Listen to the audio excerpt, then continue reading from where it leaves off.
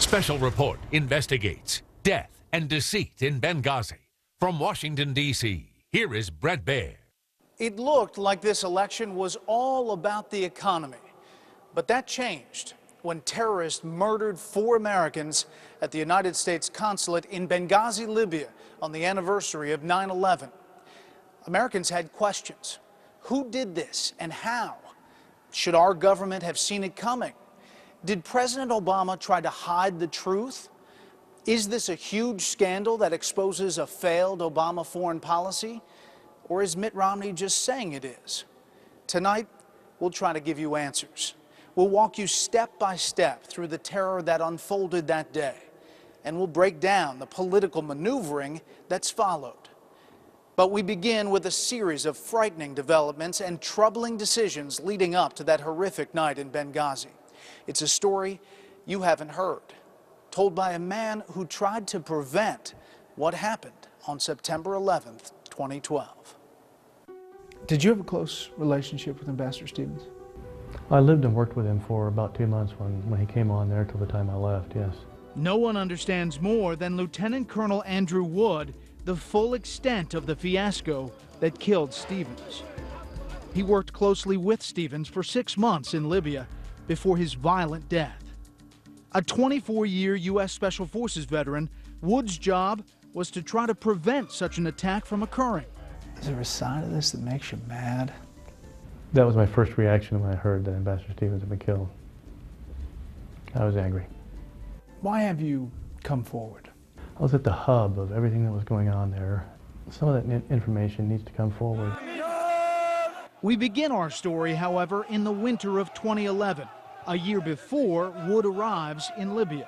Colonel Muammar Gaddafi is still in power in Tripoli, but rebels, protected by U.S. air power, are gaining control over much of Libya.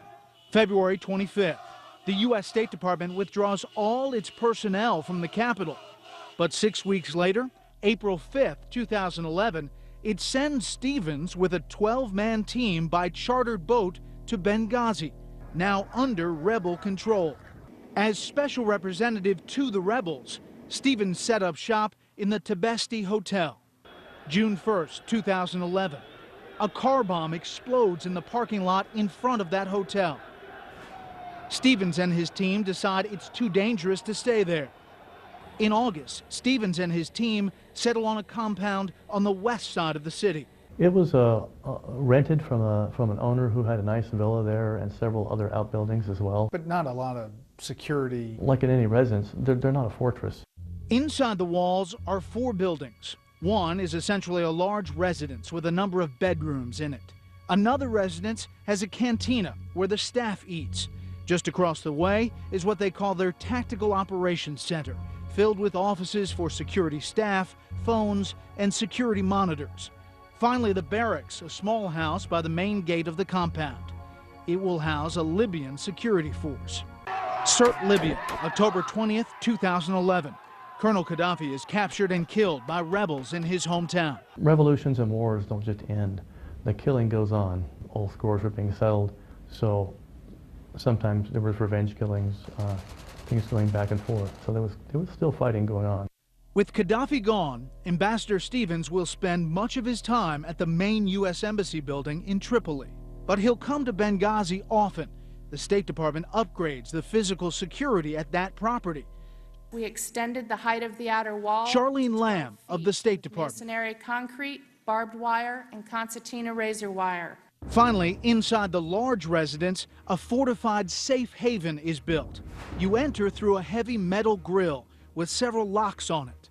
Tell me about this safe haven. Simply bars on windows, bars on the wall. You're building a jail cell, basically. Then you're going to get inside, and it's a delay until you can get some relief to get out of there. Security on the compound consists of 5 diplomatic security special agents and 4 members of the Libyan government security force called the 17th February Brigade. Former UN Ambassador John Bolton. Well, it is the responsibility of host governments to provide for security for all diplomatic establishments within their territory. But from the U.S. point of view, we have to recognize that some countries are better able to do that than others. And when you're in a high-threat environment, we have to do what's necessary to protect our personnel on the ground. There is more security at what's called the Annex, a mile away. Based in Tripoli, but moving around the country, is a Department of Defense site security team. February 12, 2012, Lieutenant Colonel Wood, who joined the Utah National Guard after his 2+ decades in U.S. Special Forces, arrives in Libya as the new commander of the SST. It had 16 members. Yes. What exactly did they all do?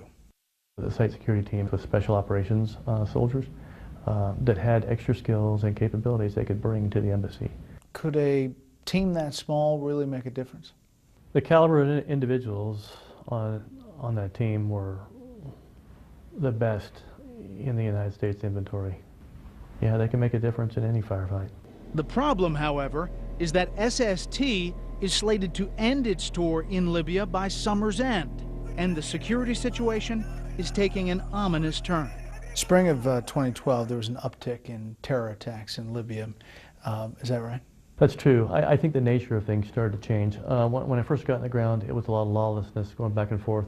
As things progressed, the commotion settled down a little bit, but the targeted attacks seemed to pick up, and they seemed to be targeting more toward Westerners. April 6, 2012, a bomb is tossed over the wall of the Benghazi compound. June 6, 2012, an IED is placed on the compound's north gate. No one is injured in either incident. That's not the case 5 days later. June 11th, 2012. A convoy transporting Great Britain's ambassador, Sir Dominic Asquith, is ambushed in Benghazi. He isn't hurt, but 2 of his security aides are. Clear that was a terrorist attack. I actually conducted an investigation a couple of days afterwards, walked the ground, took photographs, examined the vehicle. So they knew what they were doing, and it was definitely an assassination attempt by skilled operators. But as I could see it, I could see the adversary growing stronger, and we were the last thing on their target list. In the past year, there have been more than 230 security incidents in Libya.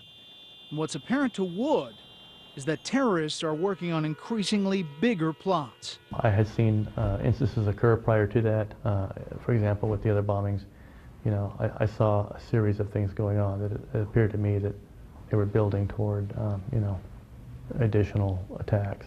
That's why Wood and Eric Nordstrom, the regional security officer, implored the State Department to keep Wood's SST force in Libya beyond its scheduled August departure. We weren't requesting additional security. We were requesting to keep the security that we had, and that was being taken away. So you want to keep your team on the ground, the team that was in place already? Yeah, and my team was only a small part. There was MSD, State Department MSD. That stands for Mobile Security Detachment Team. A lot of those are ex-Green Berets, ex-Navy SEALs, excellently trained folks. There was 3 MSD teams when I got on the ground there. August 5th, 2012. The State Department decides not to keep the SST in Libya, and the MSD team is being reduced as well. So who opposed the request? Charlene Lamb. She denied those requests or ignored them or just didn't fill them in cases. Why is that? Why is that? Because you knew about all these other attacks that had taken place. It had been 12, 14. we had been training local Libyans and arming them for almost a year. Okay, well, let me just interrupt. Why do you think this request was denied? I don't know. I really don't know.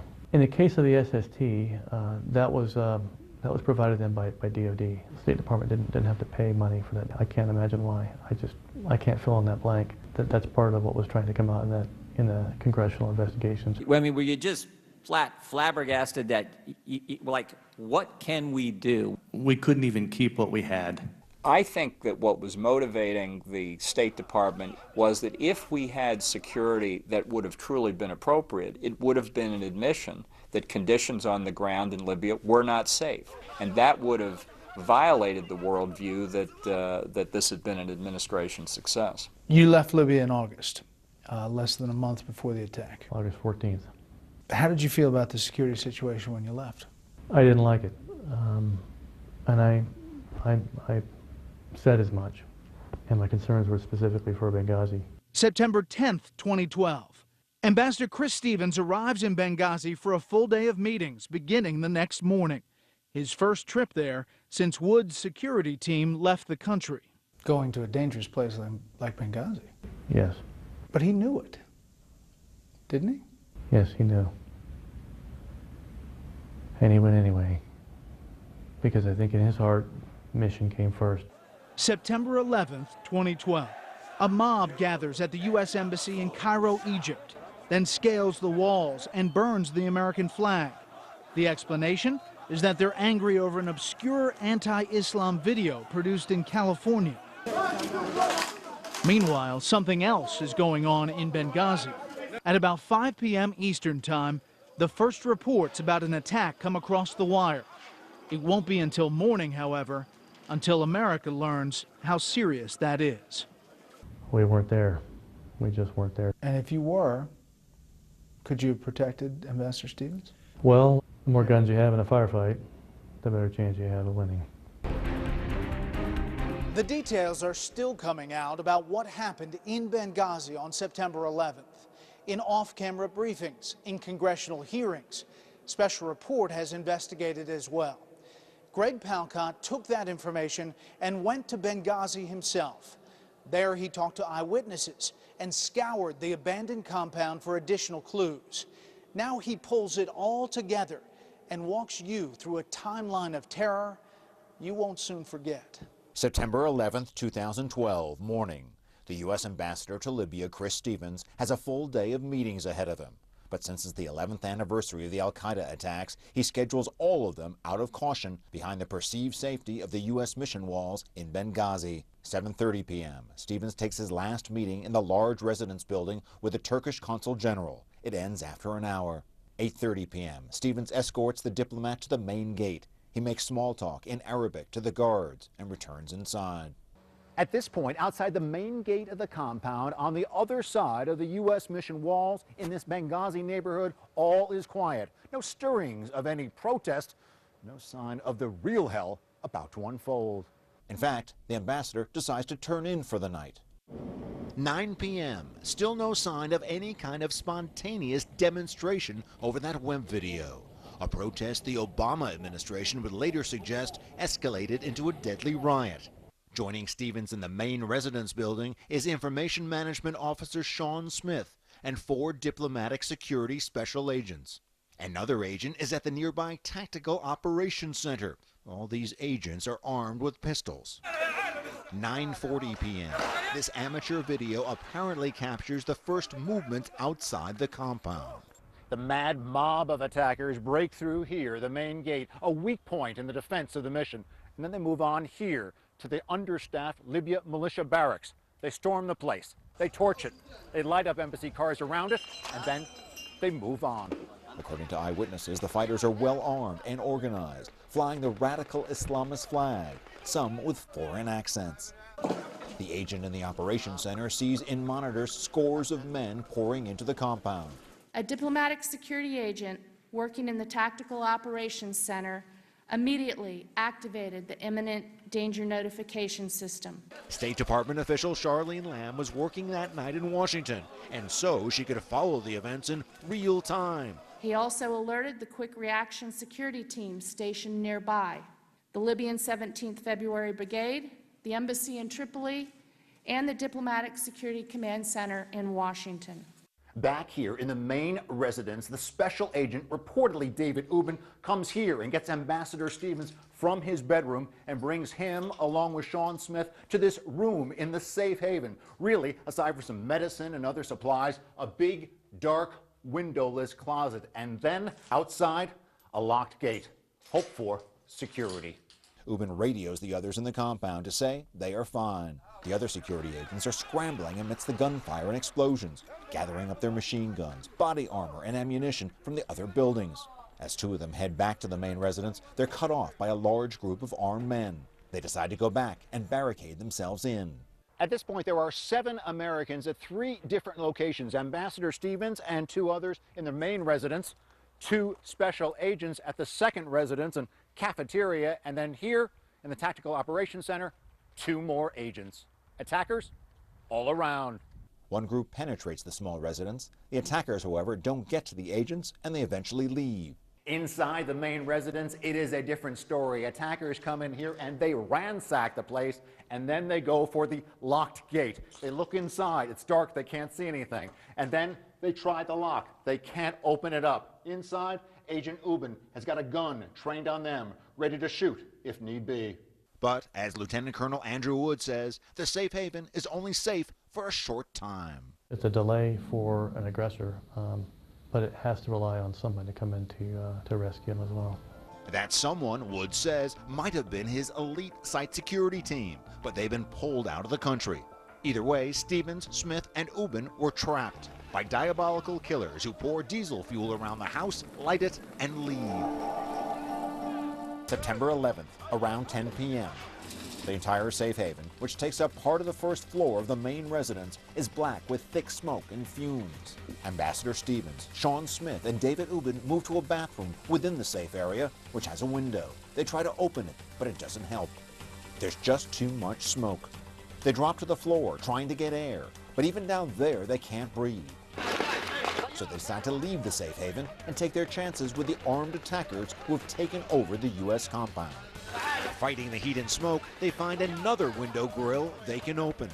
This is the window that Special Agent Ubin jimmies open and crawls out of, but Stevens and Smith do not crawl out after him. And so, even though he can barely see, barely breathe, he goes back in. In fact, he goes back in and out several times. He can't find them, and he is overcome with smoke. Ubin struggles up a small ladder to the roof of the building and collapses. He radios the other agents. Another U.S. agent in full combat gear emerges from the Tactical Operations Center. Throwing a smoke grenade to hide his movements, he moves to the small residence and gets the 2 agents holed up there out. The 3 then get into an armored vehicle parked nearby and drive the short distance to the large residence. Taking turns, they crawl into the residence on their hands and knees, feeling their way through the building to try to find their 2 colleagues. They find Smith. They pull him out of the building. He's dead. Now remember, the crack site security team is gone, but there's a small unit of security at the annex a mile away. 6 Americans and 16 from the Libyan militia arrive. Some surround the compound. The others go in. They're unable to find Stevens. By 11, the Libyan forces say they can no longer hold the perimeter. The American agents carrying Smith's body pile into an armored vehicle and exit the main gate. They head for the annex about a mile away. The crowd fires upon them and throws 2 grenades under their vehicle. They take direct fire from AK-47s from about 2 feet away.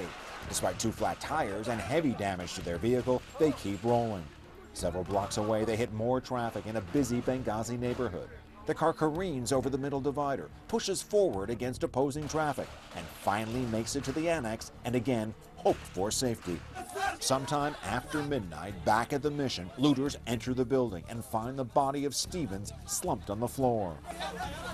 Although they don't know who he is, they drag him out through a window. His eyes are dazed, his face smoke-stained, seemingly lifeless. When someone says he's breathing, the crowd is relieved and cheer. Allah Akbar, God is great. Around 1 a.m., Ambassador Stevens is brought by car here to the Benghazi Medical Center, where doctors try desperately to resuscitate him for some 45 minutes. They fail. He dies of severe asphyxiation. Back at the annex, the battle is on again. Fighters hitting the place with AK-47 fire and rocket-propelled grenades, forcing those inside to retreat to a building further back in the annex compound. Sometime after 1:30 at the Benghazi airport, a team of reinforcements arrives from the U.S. Embassy in Tripoli. They make their way to the annex. According to reports, they were going into an ambush. Around 4 a.m., this annex compound is hit by another wave of attacks. It is described as planned and precise. A round of mortar fire targeting the roof of a building set well behind this gate. That turns out to be dangerous and deadly. Killed in that attack, 2 security personnel, Glenn Doherty, 42, and Tyrone Woods, 41, both former Navy SEALs. Badly injured, Special Agent David Ubben, the same man who struggled valiantly to save the lives of Ambassador Stevens and Information Manager Smith. The fighters are repelled. The Annex, reportedly a base of operations for sensitive intelligence work tracking militants in eastern Libya, is secured, and a decision is made to evacuate the whole enterprise. 8:30 a.m. September 12th. The second plane leaves with the remaining Americans on board and the bodies of Ambassador Stevens, Smith, and Agents Doherty and Woods. It's less than a month since the military site security team left the country, to the regret of its commander, Lieutenant Colonel Andrew Wood, who says they would have made a difference. It was the job of the SST to protect the ambassador should something like that happen. It was our job to defend the compound and engage those targets until he could be extracted. Chris Stevens was the first U.S. ambassador killed on duty in more than 3 decades. September 11th, 2012 was a tragedy that will long be remembered. Then the story moved back to Washington. Was what followed the fog of war, an attempted cover-up, or something else? The carnage in Benghazi is over. The story shifts to Washington. Here's Chief White House correspondent Ed Henry. Since our founding, the United States has been a nation that respects all faiths. We reject all efforts to denigrate the religious beliefs of others. September 12th, in the Rose Garden, President Obama seems to embrace an idea he and his top aides will advance more explicitly over the next 2 weeks, that Ambassador Chris Stevens and 3 other Americans were killed in a spontaneous riot over an anti-Mohammed internet video and not a planned attack. He does use the term terror, but only in a general sense, in the context of the September 11, 2001 al-Qaeda attacks. No acts of terror will ever shake the resolve of this great nation, alter that character, or eclipse the light of the values that we stand for. He gives an interview to CBS's 60 Minutes shortly thereafter. He says nothing that has happened has made him second-guess his policies in the Middle East since the Arab Spring. I was pretty certain, and continue to be pretty certain, that there are going to be bumps in the road. Because Nevada is a battleground state. That afternoon, the president leaves for a campaign trip to Las Vegas. The President of the United States did not postpone a campaign event, even though we had been hit. I said at the time, I thought that that was the biggest political strategic mistake of the Obama campaign. Dana Perino was the White House press secretary in George W. Bush's administration. She's now a Fox News host. Just imagine if he would have said, as commander-in-chief, it is important for me to stay back here at the White House. Just imagine, everybody would have thought, wow, how responsible. Once the president had made his statement, I'm not sure what he should have done. Democrat Eleanor Holmes Norton represents the District of Columbia. Are we supposed to sit in mourning for several days and not go about our daily business? September 13th, Secretary of State Hillary Clinton suggests the attack was just a spontaneous demonstration about the anti-Islam video. There is no justification, none at all, for responding to this video with violence. Current White House Press Secretary Jay Carney says so flat out the next day. These protests were in reaction to a video. We have no information to suggest that it was a pre-planned attack. And later that day, when the President and Secretary of State greet the deceased at Joint Base Andrews, Clinton talks again about the video. We've seen rage and violence directed at American embassies over an awful internet video that we had nothing to do with. September 15th, California authorities haul Nakula Basili Nakula, the man who produced that video, in for questioning and marched him in front of TV cameras. Do you have any regrets? September 16th, U.S. Ambassador to the United Nations, Susan Rice, goes on 5 Sunday talk shows, repeating the same story each time. What happened initially was that it was a spontaneous reaction to what had just transpired in Cairo as a consequence of the video. My reaction was, where's Secretary of State Hillary Clinton? To John Bolton, who served as UN ambassador under George W. Bush, the choice of Rice is telling. From my own experience, when you're a senior American official, you don't go on the Sunday talk shows unless you're the White House choice. So that to me is an indication that there were already internal difficulties within the administration, and that perhaps Secretary Clinton wasn't seen by the White House as the best spokesperson for what the administration wanted to say. September 17th, the State Department. Does the United States government regard what happened in Benghazi as an act of terror? Again, I'm not going to put labels on this until we have a complete investigation, okay?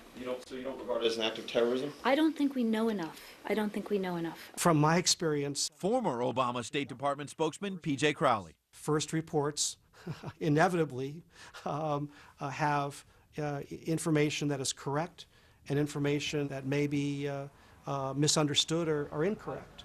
They panicked. They panicked. Former White House Chief of Staff John Sununu is now a senior advisor to Republican Mitt Romney's campaign.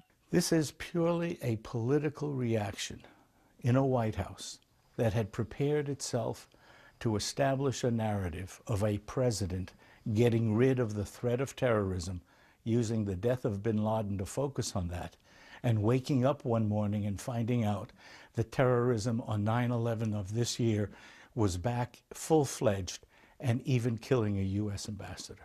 I don't see a political agenda here. I see the fog of war. It's not about politics. It's about the difficult task of reconstructing what happened. September 18th. Did the administration have any sort of heads up that violence was increasing specifically in Libya before the attack? I'm not aware of any, Ed.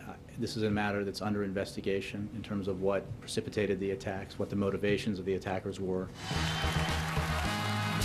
That night on The Late Show with David Letterman, the story seems to shift slightly. President Obama says the video did spark Muslim outrage, which terrorists then exploited to attack and kill Ambassador Stevens. You had a video that was released by somebody who lives here, sort of a shadowy character. This caused great offense in much of the Muslim world, but what also happened was extremists and terrorists used this as an excuse to attack a variety of our embassies, including the consulate in Libya. September 19th, Capitol Hill.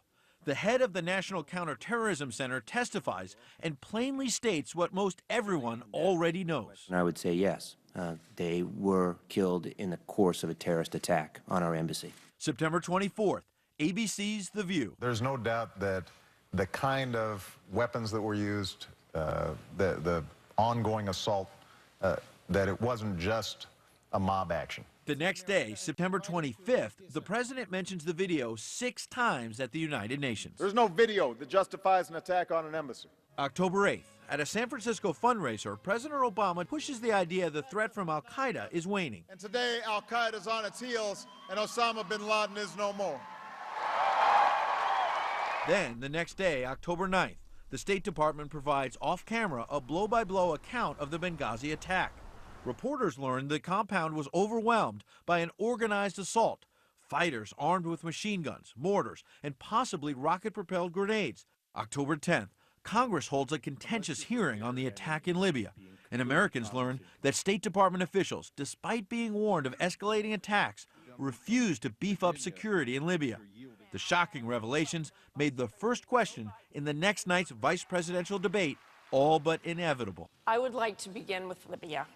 And turned questions about what really happened in Benghazi into one of the most heated issues of the presidential campaign.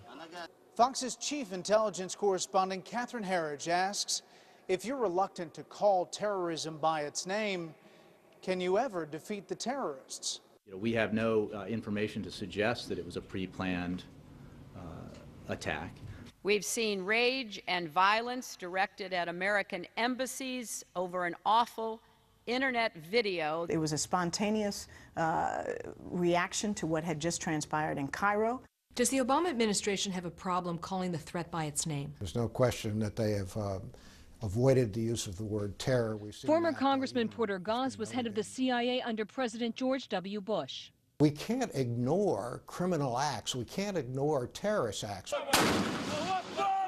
Gause says the risk of ignoring terrorism is especially high in a part of the world awash in lethal weapons, and Libya was just such a part of that world. Case in point, a mysterious Libyan ship picked up in Turkey on September 6th, just 5 days before Ambassador Chris Stevens, Information Management Officer Sean Smith, and former Navy SEALs Tyrone Woods and Glenn Doherty were killed during the extended terrorist assault in Benghazi. According to an initial September 14th report by the Times of London, 400 tons of cargo was on board, some of it humanitarian, and it was reportedly also holding a large consignment of weapons headed for Syria's rebels. The ship and its cargo are a huge warning sign that the situation on the ground in Libya is vastly more dangerous than even the State Department may have realized. Even before the well-organized massive attack in Benghazi that killed an ambassador who knew well the threat from al-Qaeda in the region was large and growing. What do you think al-Qaeda looks like today, especially in North Africa? It's much stronger. It's spreading out. So there's no question in your mind that al-Qaeda is stronger in North Africa today than it was 4 years ago? Oh, absolutely. We've got all kinds of new franchise operations. The Benghazi attack and the administration's reaction to it suggests to Gause that this White House doesn't get it. The problem is they're avoiding reality, and bad things happen when you avoid reality, and unfortunately we've just seen that. We are in a stronger position today than we were 4 years ago. P.J. Crowley, former United States Assistant Secretary of State for Public Affairs under President Obama, believes the president's anti-terror policies are paying off, particularly in places like Libya. We've gone through a dramatic transition, called the Arab Spring. These transitions to democracy are a repudiation of everything that bin Laden stood for and tried to achieve, through violent means. Crowley says you don't make Americans safer with words that inflame. You do it by winning over those we can work with. We're at the stage where we need partnerships to solve any meaningful crisis around the world. The United States can never do that alone. Do you believe that there are a lot of dead Americans as a result of this administration's refusal to call the threat what it is? I do. Show signs of weakness. They take that as an opportunity, and they will attack. What did the president say, and when did he say it? That question is one of the most explosive in the presidential campaign. Could the election turn on the answer? The Benghazi terror attack, the White House response, the November election. Democrats accuse Republicans of gotcha politics. Republicans say this is an issue that cuts to the heart of the election. This much is certainly true. It's an issue that is not going away soon. By October, the Republican presidential nominee Mitt Romney is regularly hitting President Obama hard on Libya. The attack on our consulate can't be blamed on a reprehensible video insulting Islam, despite the administration's attempts to convince us of that for so long. But Obama Deputy Campaign Manager Stephanie Cutter insists the only reason it's a political issue at all is because Romney and Ryan are making it one. October 11th, right before the vice presidential debate, I asked her if she really meant that. What are you suggesting here? Are you suggesting that we're playing politics with this? I'm not suggesting anything. You said that you have to the concede. entire reason this has become the political topic. Right. 4 people are dead. Absolutely. And this administration, let me just get my sentence out. This administration has treated this entire tragedy with the utmost seriousness. Now, at the same time that we're doing that, we have 2 people campaigning around the country accusing us of covering something up. But in the vice presidential debate itself, moderator Martha Raddatz makes Libya her first question. Wasn't this a massive intelligence failure, Vice President Biden? What it was a tragedy, Martha. We will get to the bottom of it because whatever mistakes are made will not be made again. Congressman Ryan. What we are watching on our TV screens is the unraveling of the Obama foreign policy. And they wanted more security there. Well, we weren't told they wanted more security again. We did not know they wanted more security again. Biden not only places the blame squarely on the State Department and the intelligence community, he also seems to flatly contradict what State Department officials have said under oath. That sends the administration backpedaling the next day, October 12th. What the vice president said was that we weren't told they wanted more security there, is what he said. That's a quote. correct. And he is talking about. He was never briefed. That's clear. He was never briefed that more security was needed. There was. Clearly, the White House is going to need a bus with, huge Truckosaurus-sized wheels for every element of the government that they're throwing under there. Conservative author and commentator Mark Stein has written about Islamic terrorism for years. They got the intelligence community under there. I mean, they got the State Department under there. Hi, Ambassador. Can you speak with us briefly about the attack in Benghazi? This is not an appropriate time, but thanks for your interest. But Rice's boss will crawl under that bus herself. On October 15th, Monday, Secretary of State Hillary Clinton says she takes responsibility for what happened in Benghazi. I want to do everything I can to protect our people, and I also want to make sure that we track down whoever did this and bring them to justice. Clinton's mea culpa comes a day before the second presidential debate, where the president, for the first time, takes responsibility too, then goes after Romney. The day after the attack, Governor, I stood in the Rose Garden and I told the American people that this was an act of terror, and the suggestion that anybody in my team would play politics or mislead when we've lost 4 of our own, Governor, is offensive. That set off an exchange that may go down as one of the most remarkable in the history of televised presidential debates. You said in the Rose Garden, the day after the attack, it was an act of terror. It was not a spontaneous demonstration. Is that what you're saying? Please proceed, Governor.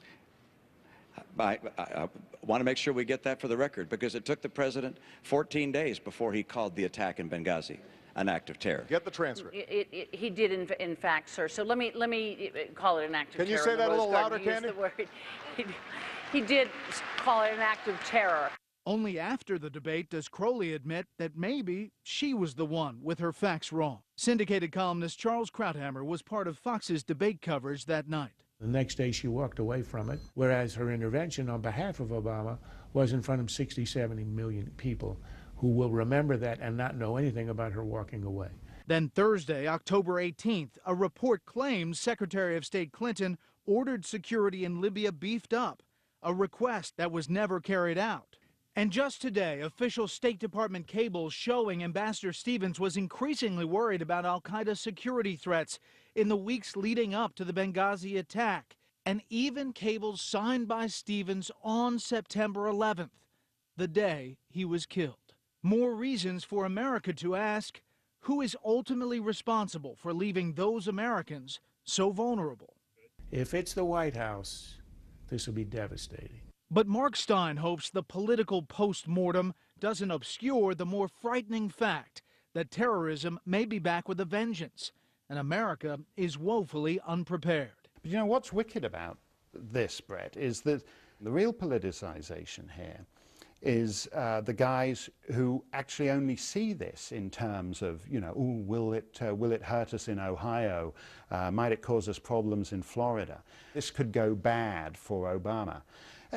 Nuts to that. It's real bad for the United States, because this is a humiliation for the United States. It's bad for Chris Stevens. It's bad for Sean Smith. It's bad for Glenn Doherty. It's bad for Tyrone Woods. They're dead. They're gone. That's another reason I think I'm here, just to give a voice to those who don't have a voice anymore. Which brings us back to Lieutenant Colonel Andrew Wood, who saw the deadly debacle at Benghazi coming.